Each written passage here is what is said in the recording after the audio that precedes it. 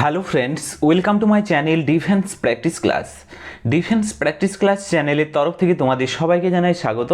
প্রত্যেক দিনের মতো আজকেও চলে এসেছে আরেকটি নতুন ক্লাস নিয়ে, এবং আজকের এই ক্লাসে আমরা আলোচনা করব পশ্চিমবঙ্গ গ্রাম পঞ্চায়েত এক্সাম সম্বন্ধে 30+ গুরুত্বপূর্ণ এমসিকিউ প্রশ্ন উত্তর। যে প্রশ্নগুলো তোমাদের এক্সামের জন্য খুবই গুরুত্বপূর্ণ, এ ধরনের প্রশ্নই তোমাদের এক্সামে আসবে। এর সাথে সাথে আমরা এক্সট্রা ফ্যাক্টগুলো আলোচনা করব, যে প্রশ্নগুলো খুবই গুরুত্বপূর্ণ। তো ভিডিওটি তোমরা প্রথম থেকে শেষ পর্যন্ত দেখো, এবং লাস্টে তোমাদের স্কোর অবশ্যই নিচে কমেন্ট বক্সে কমেন্ট করে জানাবে তোমরা কত স্কোর করতে পারলে। তো চলো শুরু করা যাক আজকের ভিডিওর আমাদের প্রথম প্রশ্ন। প্রথম প্রশ্নতে রয়েছে, ভারতের প্রথম লোকপাল কে? চারটি অপশানে রয়েছে সঠিক উত্তর, তোমরা ফটাফট নিচে কমেন্ট বক্সে কমেন্ট করো। প্রত্যেকটি প্রশ্নের জন্য রয়েছে 5 সেকেন্ড সময়। রাইট অ্যান্সার হয়ে যাবে অপশান এ, পিনাকি চন্দ্র ঘোষ হলেন ভারতের প্রথম লোকপাল, এবং তিনি দায়িত্বভার গ্রহণ করেছিলেন, মনে রাখবে, 19শে মার্চ 2019 সালে। তো তার সাথে সাথে এই এক্সট্রা ফ্যাক্টগুলো মনে রাখবে। নেক্সট হচ্ছে 2 নম্বর প্রশ্ন, ভারত পাকিস্তানের মধ্যে প্রথম কোন ট্রেন চলেছিল? সঠিক উত্তর তোমরা নিচে কমেন্ট করো। সমঝোতা এক্সপ্রেস, বন্ধন এক্সপ্রেস, থর এক্সপ্রেস, এবং কোনোটিও নয়। এই চারটি অপশনের মধ্যে সঠিক উত্তরটি হয়ে যাবে এখানে সমঝোতা express. Option A is the correct answer. মনে রাখবে, সমঝোতা এক্সপ্রেস এটি 1976 সালে পাঞ্জাবের আটারি থেকে লাহোর পর্যন্ত এই ট্রেন চলে, এবং 1976-তে শুরু হয়েছিল এই সমঝোতা এক্সপ্রেস ট্রেনটি। এছাড়াও তোমরা মনে রাখবে, থর এক্সপ্রেসের কথা যদি বলা হয়, এটাও চলে পাকিস্তান পর্যন্ত। যোধপুর থেকে, মনে রাখবে, এটি যোধপুর থেকে করাচি পর্যন্ত চলে। তো তার সাথে সাথে এই এক্সট্রা পয়েন্টগুলো মনে রাখবে। নেক্সট প্রশ্ন হচ্ছে 3 নম্বর প্রশ্ন, ভারত ও বাংলাদেশের মধ্যে কোন ট্রেন চলে? চারটি অপশানের মধ্যে সঠিক উত্তরটি হয়ে যাবে অপশান সি, বন্ধন এক্সপ্রেস। ভারত ও বাংলাদেশের মধ্যে বন্ধন এই ট্রেনটি চলে, এবং তোমরা মনে রাখবে, এটি বাংলাদেশের ঢাকা থেকে কলকাতা পর্যন্ত চলে।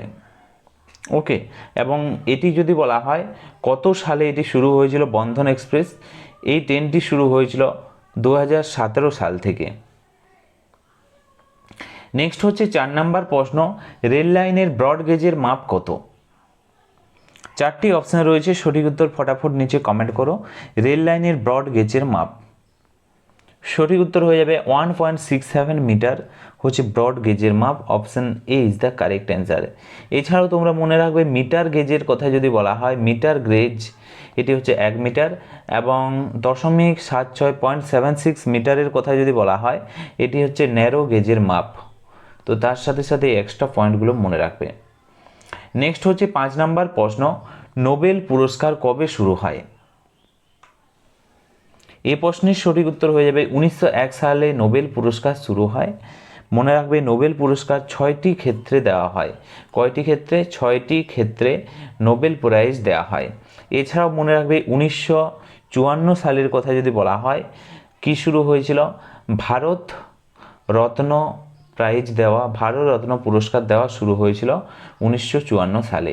1957 সালের কথা যদি বলা হয়, র্যামন ম্যাগসেস পুরস্কার, র্যামন ম্যাগসেস পুরস্কারের কথা যদি বলা হয়, দেওয়া হয়েছিল 1957 সাল থেকে। এছাড়াও মনে রাখবে, 1929 সালে কি দেওয়া শুরু হয়? অস্কার পুরস্কার। মনে রাখবে, অস্কার পুরস্কার দেওয়া শুরু হয়েছিল 1929 সাল থেকে।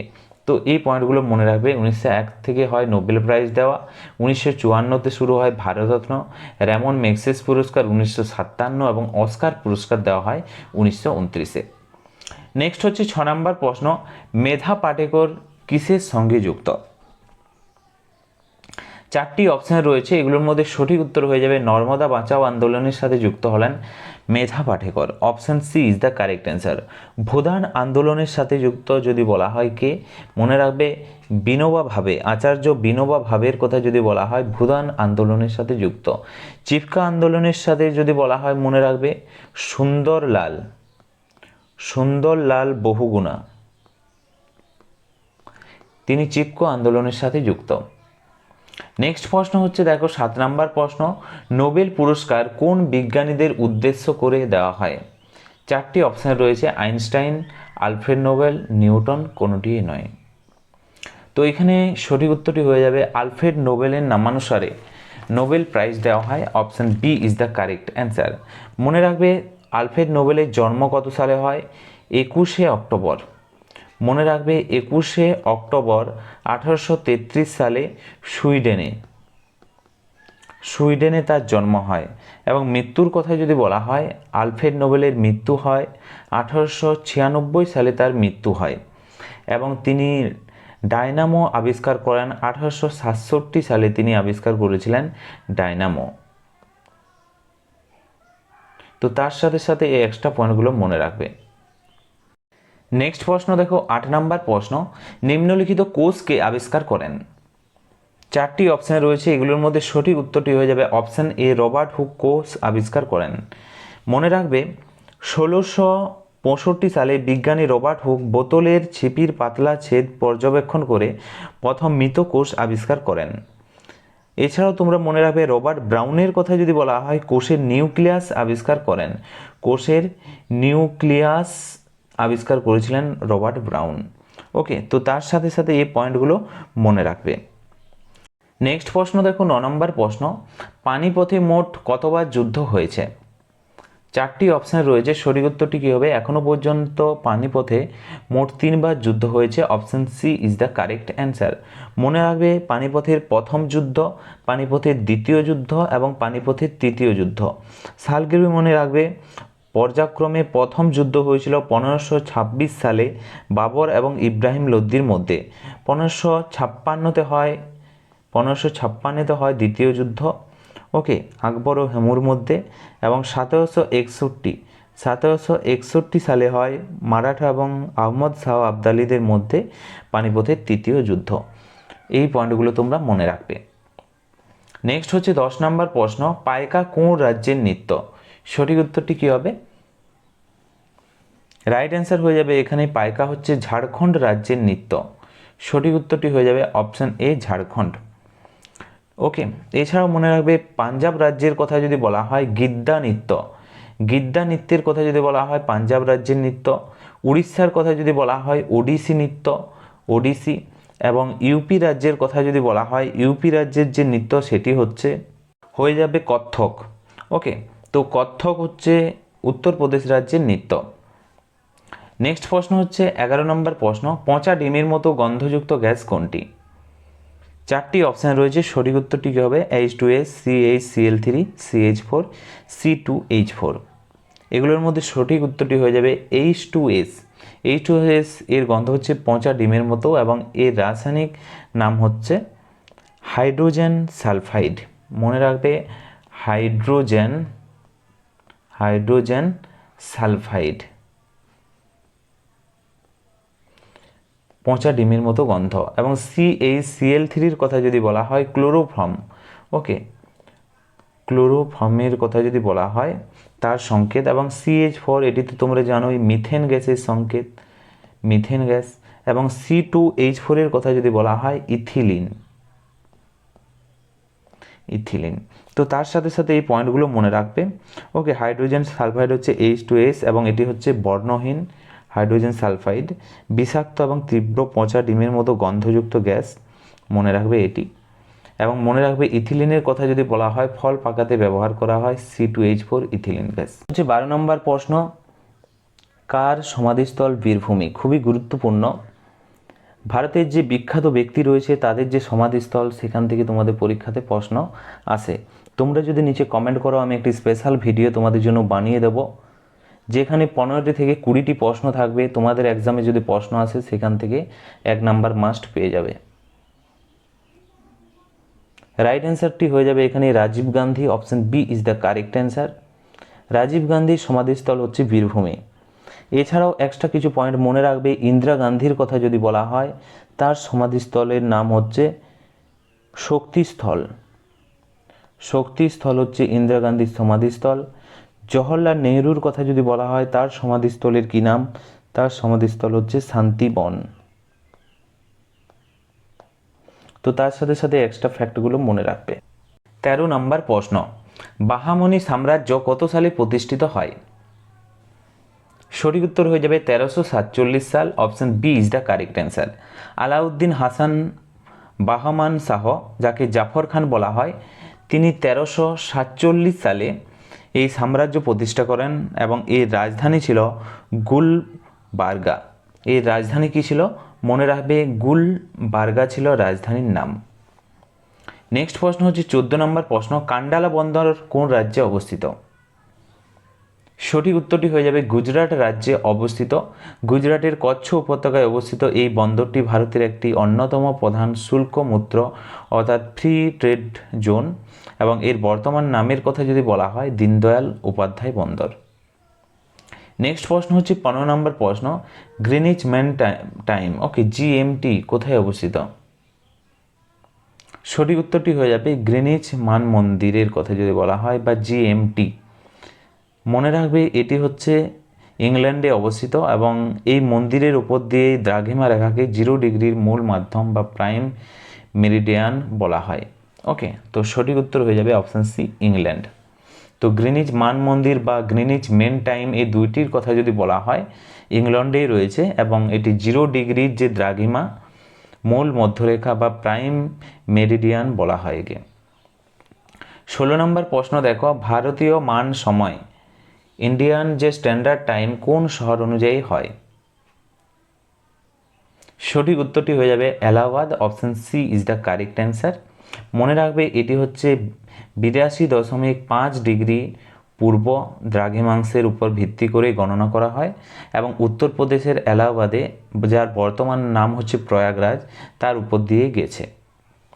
নেক্সট হচ্ছে 17 নম্বর প্রশ্ন, রেড স্কোয়ার কোথায় অবস্থিত?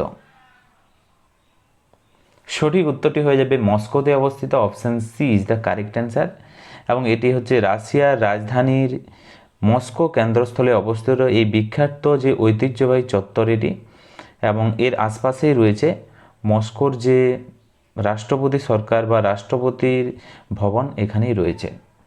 নেক্সট হচ্ছে 18 নম্বর প্রশ্ন, ব্ল্যাক প্যাগোডা নামে কোনটি পরিচিত? সঠিক উত্তরটি হয়ে যাবে সূর্য মন্দির। Option B is the correct answer. উড়িষ্যার কোণার্কের সূর্য মন্দিরকে ব্ল্যাক প্যাগোডা বলা হয়। এটি ত্রয়োদশ শতাব্দীতে রাজা প্রথম নরসিংহদেব বর্মন নির্মাণ করেছিলেন। Option B is the correct answer. 19 নম্বর প্রশ্ন দেখো, বিশ্বের বৃহত্তম পাখি কোনটি? সঠিক উত্তরটি হয়ে যাবে অপশান সি উট পাখি। উট পাখি হলো বিশ্বের বৃহত্তম জীবন্ত পাখি। এরা উড়তে না পারলেও অত্যন্ত দ্রুত দৌড়াতে পারে। Option C is the correct answer এবং এদের ডিমও আকারে সবচেয়ে বড় হয়। নেক্সট হচ্ছে 20 নম্বর প্রশ্ন, রাকেশ শর্মা বিশ্বের কততম মহাকাশচারী ছিলেন?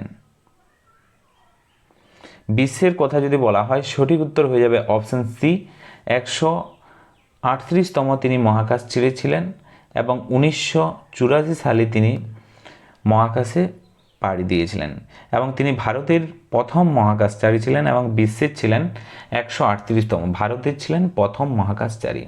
তিনি 1984 সালে মহাকাশে যান। এছাড়াও তোমরা মনে রাখবে 1984 সালে ভোপাল গ্যাস দুর্ঘটনা হয়। কী জন্য বিখ্যাত 1984 সাল? ভোপাল যে গ্যাস দুর্ঘটনা। এছাড়াও ইন্দিরা গান্ধীর মৃত্যু হয় 1984-তে। এছাড়াও কলকাতাতে প্রথম মেট্রো রেল বা ভারতের প্রথম মেট্রো রেল কলকাতাতে শুরু হয় 1984। এই চারটির জন্য বিখ্যাত হচ্ছে 1984 সাল। নেক্সট প্রশ্ন হচ্ছে 21 নম্বর প্রশ্ন, শ্রীহরিকোটা রকেট উৎক্ষেপণ কেন্দ্র কোন রাজ্যে অবস্থিত? সঠিক উত্তর হয়ে যাবে অপশান বি অন্ধ্রপ্রদেশে অবস্থিত। অন্ধ্রপ্রদেশের নেল্লোর জেলার পুলিকট হ্রদের কাছে অবস্থিত সতীশ ধাওয়ান স্পেস সেন্টার। মনে রাখবে এটির নাম। Option B is the correct answer. 22 নম্বর প্রশ্ন দেখো, ডিপার্টমেন্ট অফ স্পেস এর সদর দপ্তর কোথায় অবস্থিত?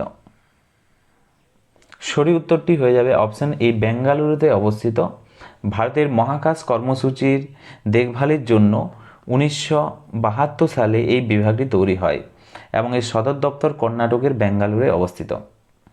নেক্সট প্রশ্ন দেখো 23 নম্বর প্রশ্ন, অক্সিলিয়ারি প্রোপালশন সিস্টেম ইউনিট কোথায় অবস্থিত?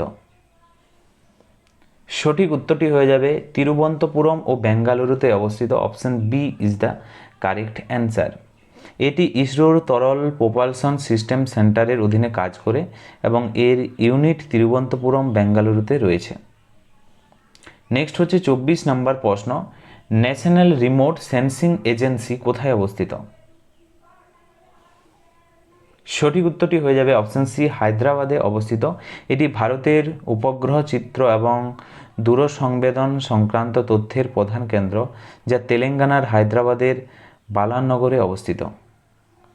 নেক্সট হচ্ছে 25 নম্বর প্রশ্ন, কাঁকড়াপাড়া প্রজেক্ট কোন নদীর উপর অবস্থিত? সঠিক উত্তরটি হয়ে যাবে অপশন বি, তাপ্তি নদীর উপর অবস্থিত কাঁকড়াপাড়া প্রজেক্টটি, এবং এটি গুজরাট রাজ্যে অবস্থিত এবং বিখ্যাত একটি পারমাণবিক বিদ্যুৎ কেন্দ্র। Option B is the correct answer. Next হচ্ছে 26 নম্বর প্রশ্ন, নাগার্জুন সাগর প্রজেক্ট কোন নদীর উপর তৈরি হয়েছে? সঠিক উত্তরটি হয়ে যাবে অপশন সি, কৃষ্ণা নদীর উপর তৈরি হয়েছে নাগার্জুন বাঁধটি। অন্ধ্রপ্রদেশ ও তেলেঙ্গানার সীমানায় কৃষ্ণা নদীর উপর নির্মিত এই বিশাল বহুমুখী নদী পরিকল্পনাটি রয়েছে। 27 নম্বর প্রশ্ন, উত্তরপ্রদেশের মির্জাপুরে কোন বাঁধ পরিকল্পনা রয়েছে?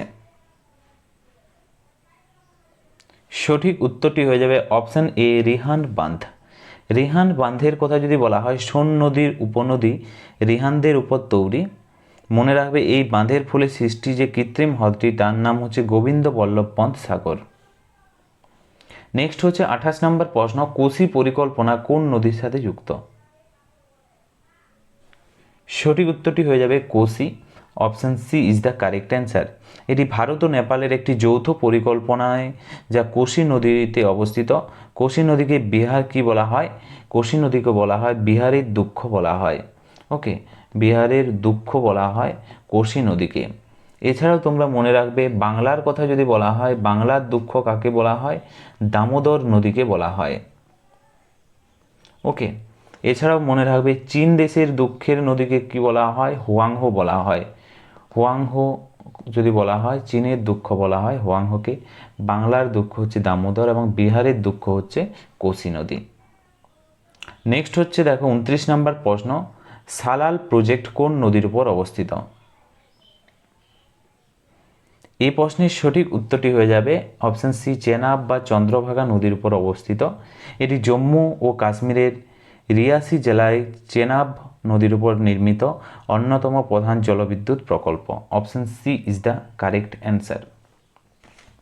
তো ফ্রেন্ডস, এগুলি ছিল আজকের ভিডিওর আমাদের কিছু গুরুত্বপূর্ণ এমসিকিউ প্রশ্ন উত্তর, এবং আজকের এই ভিডিওর লাস্ট প্রশ্ন, যে প্রশ্নগুলো তোমাদের জন্য সঠিক উত্তর নিচে কমেন্ট বক্সে কমেন্ট করে অবশ্যই জানাবে সঠিক উত্তর কী হবে। প্রথমত নিচে কমেন্ট বক্সে কমেন্ট করে জানাও যে মিথেন গ্যাসের সংকেত কী? মিথেনের সংকেত। 2 নম্বর প্রশ্ন হচ্ছে দেখো, ক্লোরোফর্মের সংকেত নিচে কমেন্ট বক্সে কমেন্ট করে জানাও, যেটি চেতনানাশক হিসাবে কাজ করে। এবং এই দুইটি হলো তোমাদের হোমওয়ার্ক, নিচে কমেন্ট বক্সে কমেন্ট করে জানাও। এবং আজকের এই ভিডিওটি কেমন লাগলো অবশ্যই লাইক করো এবং তোমাদের বন্ধুদের সাথে ভিডিওটি শেয়ার করে জানাতে পারো। আজকের ভিডিওটি এখানেই শেষ করছি। Thank you for watching. জয় হিন্দ, জয় ভারত।